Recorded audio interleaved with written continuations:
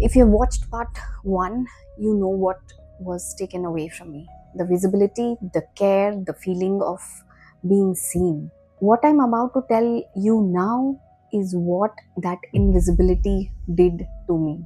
And I need you to hear this, not because it's easy, but because no one said it to me.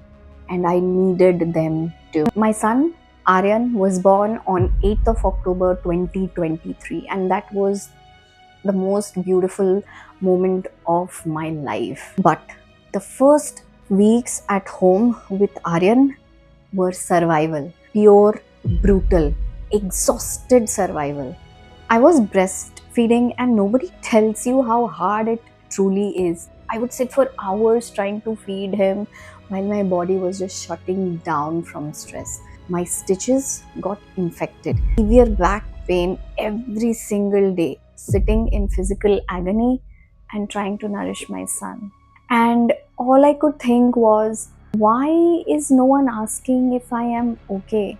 I stopped sleeping. Not just the normal new mother kind of not sleeping, the kind where you lie there at 3 a.m. and your mind wouldn't stop running through every worst case scenario, every fear, every failure, every what if.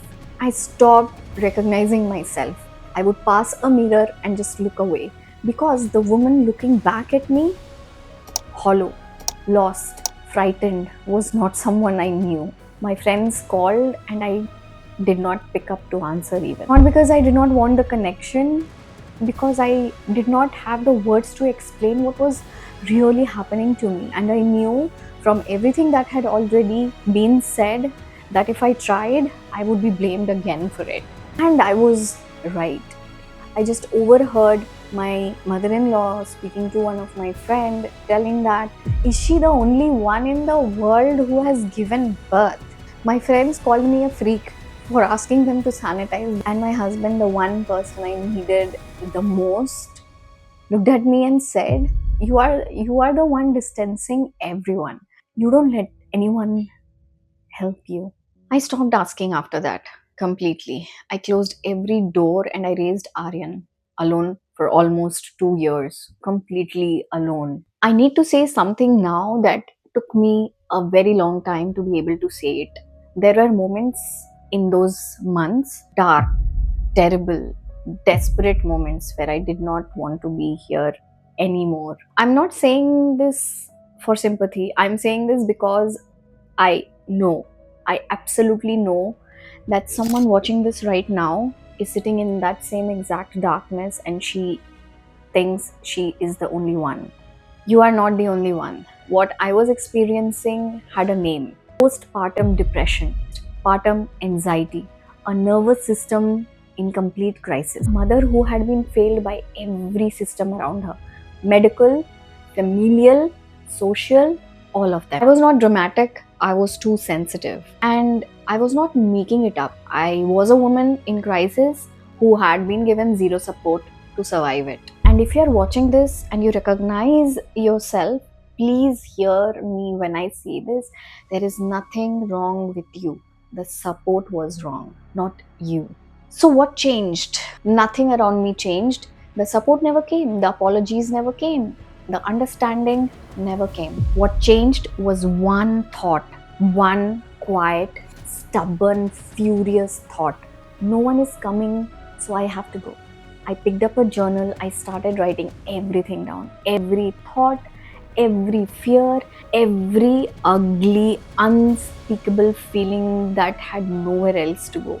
And then I started researching postpartum depression, baby blue, maternal mental health. I read everything I could find. And the more I understood what had happened to me, the more the shame began to lift. I tried therapy, I kept journaling, I kept reading. And slowly, so slowly, I started coming back.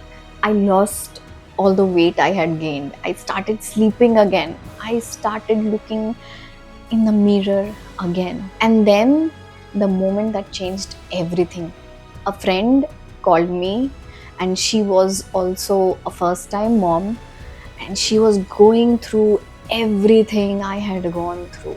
word by word, feeling for feeling. And I sat with her. I held the space for her. I gave her everything no one had ever given me. And when I got off the phone, I looked at my husband and I said, I am so proud that I could give the support I never received myself.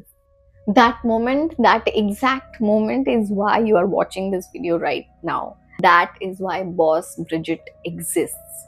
I want to tell you what Boss Bridget actually means, because it's not just a name, it's a declaration. The word boss, because every woman has the right to be in charge of her own life. No one's permission, no one's timeline, her own terms. And Bridget represents feminine strength, determination, the fire. A woman who has risen from the ashes like a phoenix. I burnt, I broke, I disappeared completely, and I came back again. And I believe you will too. You may be in the ashes right now. You may feel like there is nothing left of you to rebuild with. But here's what I know about fire. A phoenix does not rise despite of the burning. It rises because of it. Every cruel comment, every night you cried alone, every moment no one asked if you were okay, every time you were made to feel like the problem, that is not your destruction. That is your fuel. Go to the comments and tell me, where are you right now? Rock bottom? Climbing? Already risen? I read every single one, everyone. Because every week I'm going to show up and walk with you from where you are right now to where you are going. Next week, I'm going to show you the exact moment I stopped recognizing the woman in the mirror and how I found her again. No one is coming to save you, so we rise ourselves. I'll see you next week, boss. Take care of yourself, and I mean it.